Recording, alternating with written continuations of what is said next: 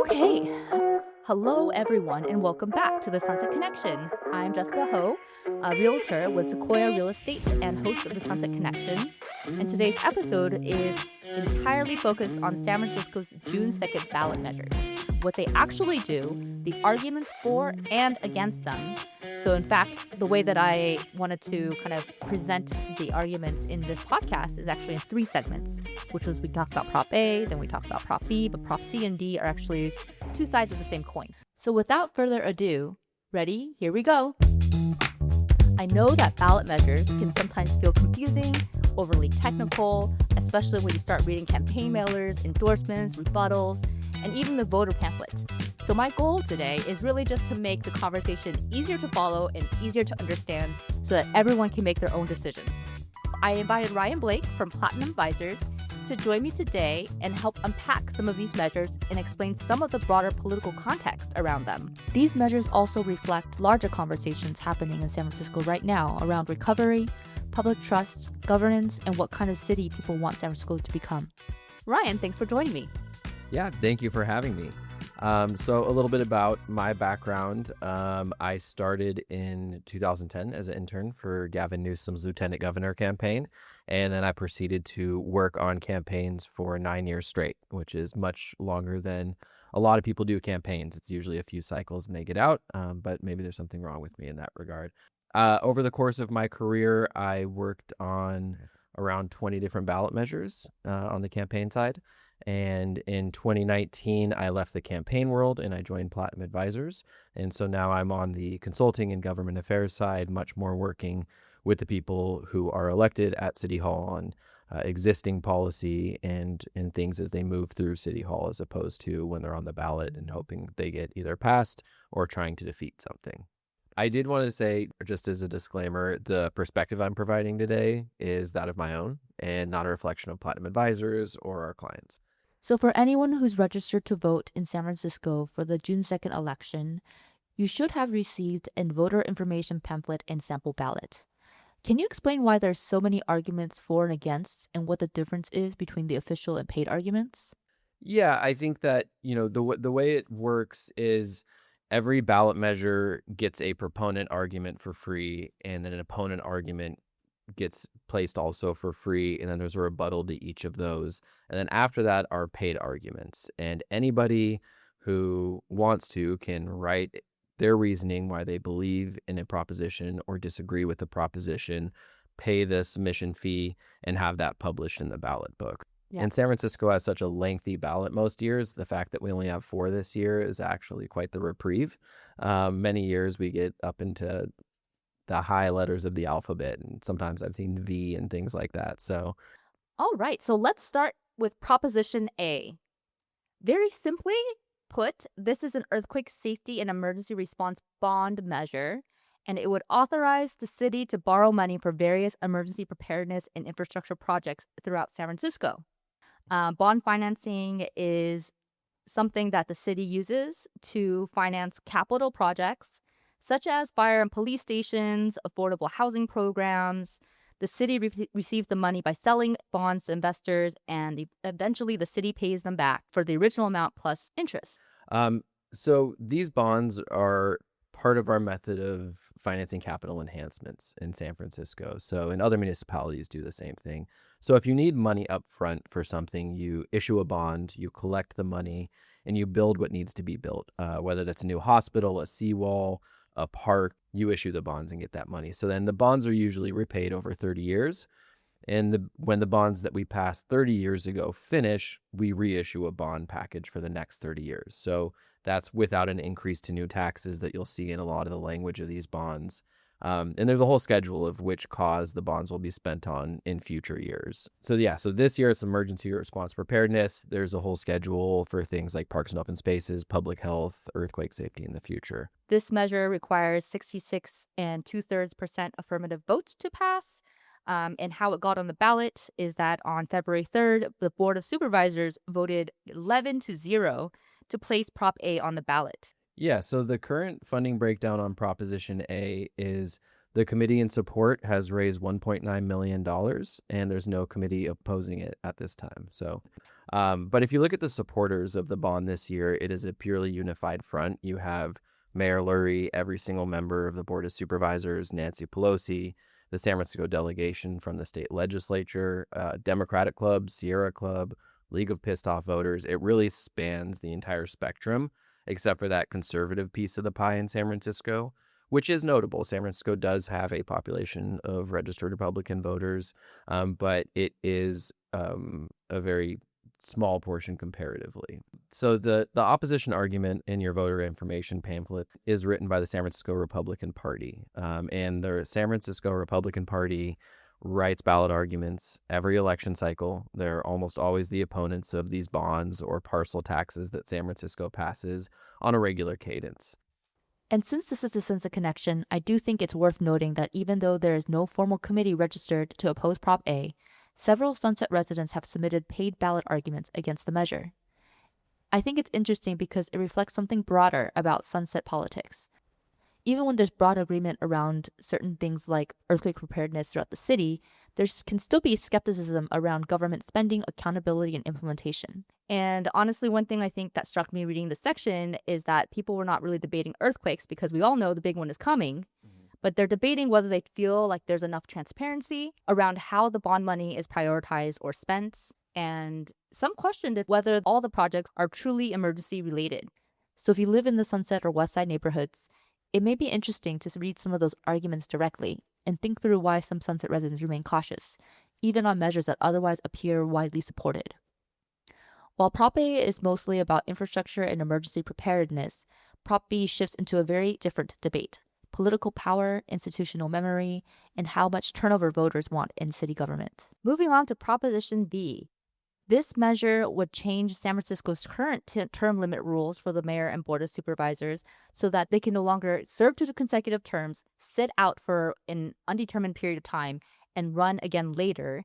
I was very surprised that this ballot measure got on the ballot because of a vote by the board of supervisors themselves. So it was actually introduced by the board of supervisors, and 7 of the members voted yes, while 4 voted no. And this measure will require 50% plus 1 affirmative votes to pass. A quick overview of the funding that there's been $358,000 in support for this measure and $18,000 in opposition. So it's pretty overwhelmingly been funded in support.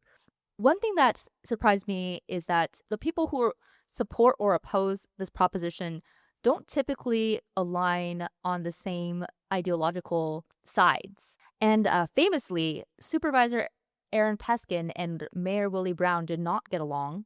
Correct. In fact, they were mostly opposed to each other's ideas for the majority of their tenure, and yet they are both opposed to this ballot measure. Do you think that is normal, Ryan?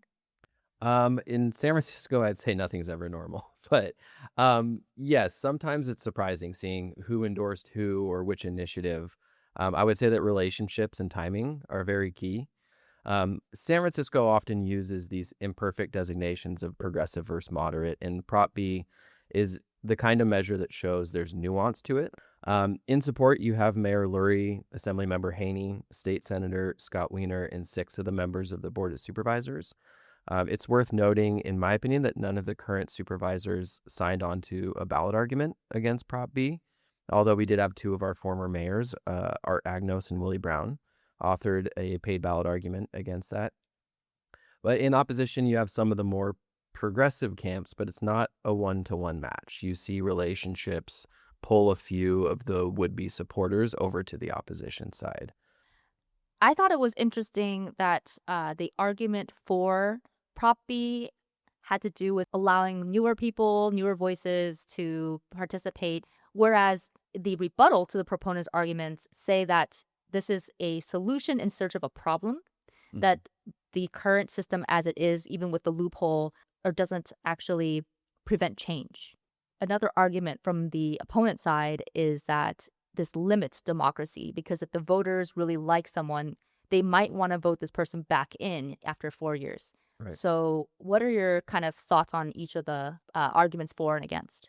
Yeah, I think it's really effective to use, people call it the Peskin loophole, to use the Aaron Peskin situation as a case study for this. So former Supervisor Peskin served on the Board of Supervisors from 2001 to 2009. Then after David Chu was elected to the Assembly, then Mayor Ed Lee appointed Julie Christensen, and Peskin challenged her, which was in 2015. So he won in 2015 for a partial term and then was elected to a full term in 2016 and reelected again in 2020. So all said and done, Aaron Peskin served for over 17 years on the Board of Supervisors in San Francisco.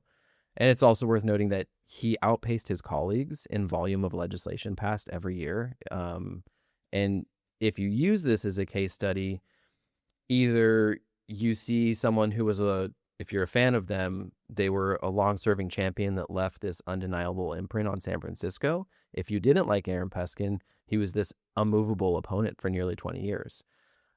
But speaking to what it actually does, I think there is merit to both sides of this. We see, I think, a national sentiment, especially amongst younger voters and millennials, if we can call ourselves young still, for younger representation in government. And with historic legacies also comes elected officials who have been in power for decades sometimes. So now with that experience on the other side comes seasoned political operatives that can often get things done more efficiently, faster, at a higher rate of success than, say, a freshman lawmaker could. So does not allowing a termed out supervisor to run for a third or fourth term after taking 4 years off mean that our Board of Supervisors will have this upswell of younger people being elected to it? Maybe, but it's not an exact science. Now we move into what is probably the most ideologically and economically charged part of the ballot, and probably the section with the biggest implications for San Francisco's economic future. Now we're moving on to Prop C and D, and even though you mentioned we only have 4 this cycle on the June 2nd ballot, actually Prop C and Prop D are related. So starting with Prop C would make the existing executive pay ratio less aggressive in several ways. It would raise the exemption threshold from 5 million to 7.5 million, meaning fewer businesses would be affected overall. And in fact, this will actually decrease the city budget by $30 to $40 million. And supporters argue that San Francisco's economy remains fragile, and this is not the moment to dramatically increase business taxes. But opponents argue that Proposition C would reduce city revenues, which it will, at a time when San Francisco is already facing serious budget pressures. And then Prop D is effectively the competing measure, but it moves in the opposite direction. So Prop D would substantially increase the tax rates on companies by 8 times with executive to worker pay gaps. It would lower the thresholds because instead of having the highest paid executive and median worker pay be based on San Francisco workers, it would be based on all workers, which means that it would basically increase the net of companies that would qualify for this tax, and it would also accelerate the timeline where higher tax rates take effect. And critics of this measure have described that multiplying these rates would make it more difficult for companies to operate and thrive in San Francisco, whereas supporters also argue that San Francisco cannot continue cutting services while wealth concentration keeps increasing at the top. Both of these propositions need 50% plus 1 to pass, and they were both put on the ballot by signature gathering effort. So both of these were not put onto the ballot by the Board of Supervisors. And interestingly, Prop D was put on the ballot on February 10th, 2026, and Proposition D was put on the ballot like 1 day after. Yeah. It is a little confusing, a little misleading, right? Yeah. It's we need to cut through some of that jargon sometimes to really understand what's going on. And for people who have been listening to any of the arguments through their mail or through just the radio or whatever you get your information, you might have heard about Prop D as a CEO tax. But in fact, it's not a tax on the CEOs, but a tax on the businesses. So I do think that it is worth noting that local governments cannot impose income taxes. The state government and the federal government have the ability to do that, but San Francisco cannot tax the incomes of individuals. So this is introduced as a CEO tax, but it uses the gross receipts mechanism on companies that have this disparity of average wages between that C-suite executive and the average global employee. So I just think that's an important distinction to make. So with that being said, Ryan, break it down for us. All right. You have two camps here. You have the proponents of Proposition D. They were the ones that came first with their idea, and that is mainly funded by labor entities. They've raised about 2 million. The response to that was more from the business community, and that is saying yes on Prop C, which is their alternative, and no on D at the same time, and that has raised about $5.1 million. I also think just to mention what's really interesting is that if Prop D passes with more votes than Prop C would have no legal effect. Mm-hmm. So that means that if Prop C and Prop D both get 50 plus 1, but Prop D gets more votes, then Prop C would actually lose still. So they're in effect competing measures. Yeah, it's a common strategy. I think we're seeing a few different common strategies when it comes to ballot initiatives at play here. The first one being is ideally you keep something off the ballot if you don't like it. You can negotiate, you can come to a compromise. If that doesn't work, a lot of the time you will see the strategy of someone putting their own similarly worded or just kind of within the same scope. And ultimately, voters kind of have to choose between two things that now sound somewhat similar. Um, and that's one of the ways to pursue defeating something if you aren't able to negotiate keeping it off the ballot, or there's the potential that it's not viable to defeat it outright. Do we have a sense of which companies may leave if this Proposition D were to pass?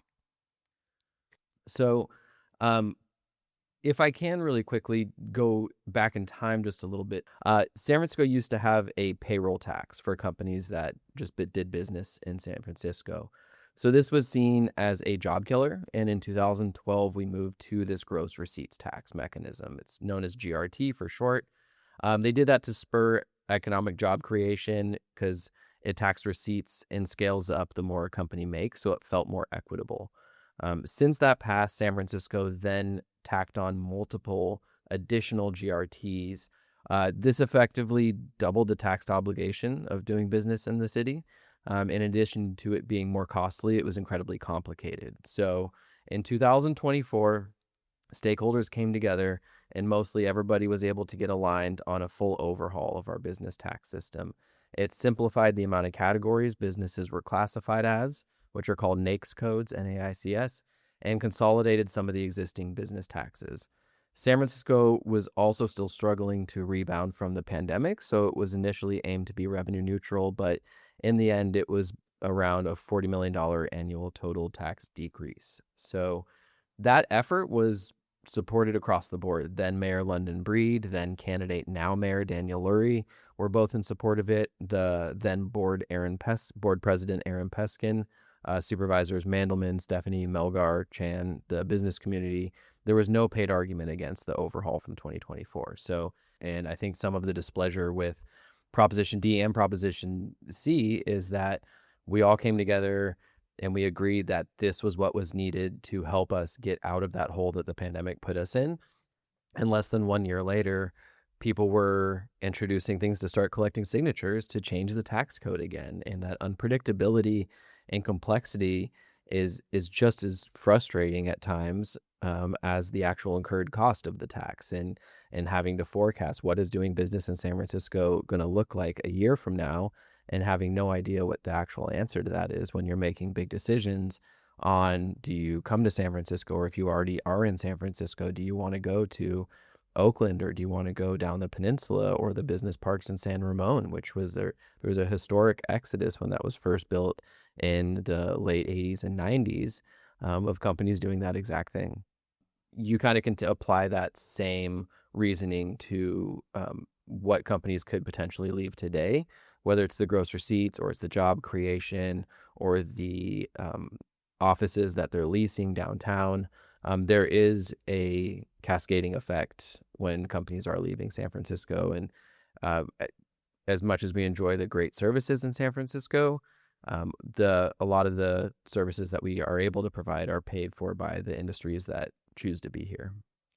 One thing that I think is really interesting that I have experienced in my personal life or my professional life lately is I'm helping one of my clients is trying to look for office space in Union Square. Mhm. And I did not realize how many spaces were still vacant Yeah. in the Union Square downtown area. And so that is something like in 2026 is still an issue, even though the pandemic happened a long time ago, right? In 2020, 6 years ago. Right. And I think there are multiple factors that impact that, including the rise of e-commerce, which we always knew was going to impact the amount of office space or retail space Yeah. that was necessary compared to before the internet was invented. But there's also a lot of these return to work types of policies that may or may not be working to revitalize downtown. So that in addition to the CEO tax are compounding issues too that I think need to be considered when trying to think about the situation as a whole. I think it's interesting too because the proponents of Prop D are really using the argument that it will save vital city services because of the city budget deficit that we're experiencing, and that it will potentially save public hospitals, mental health services, homelessness resources, fire safety and first response, caregivers for seniors. But the language of the proposition has nothing to do with those topics. It has just to do with increasing the tax on certain businesses. Yeah, I mean, San Francisco has the biggest budget per capita of any city and county, because it is only city and county in California. But if you compare it to other municipalities, we have way more per constituent, and what that results in a lot of the time when you align that also with the liberal ideals of San Francisco as a city is a lot of crucial services that help some of the most vulnerable people. And so when you have that large budget and this measure will contribute to it, there is a correlation to those types of services that are being provided to the people of San Francisco. So when you're making the case for why people should vote for this tax increase, it's a natural point to be drawn to make the case to persuade voters. And as we all know, San Francisco is facing a pretty severe budget shortfall. And so I'm curious why the mayor is supporting Prop C, which actually reduces the amount of funding for the general fund. Well, I can't speak for the mayor, but I think that there's a few different schools of thought right now in San Francisco that San Francisco's downtown is still suffering, and I think there's data behind that. I don't think that's too much of someone's opinion.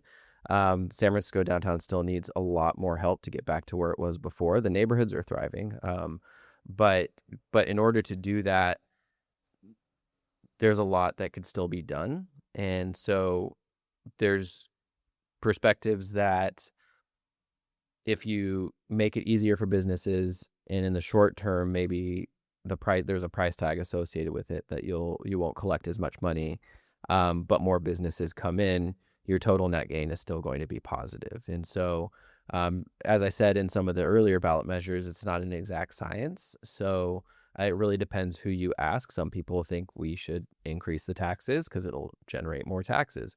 People would counter that and say people will leave. And then they say we should do tax breaks and it will bring more people. And then more people will be paying those reduced taxes. And in the end, we'll have more money. So you can find an economist that'll tell you both of those are sound cases. It's really just a matter of, which perspective you believe in more at the end of the day. Thanks so much, Ryan, for joining me today. It was my pleasure. Thank you for having me. A lot of things to think about.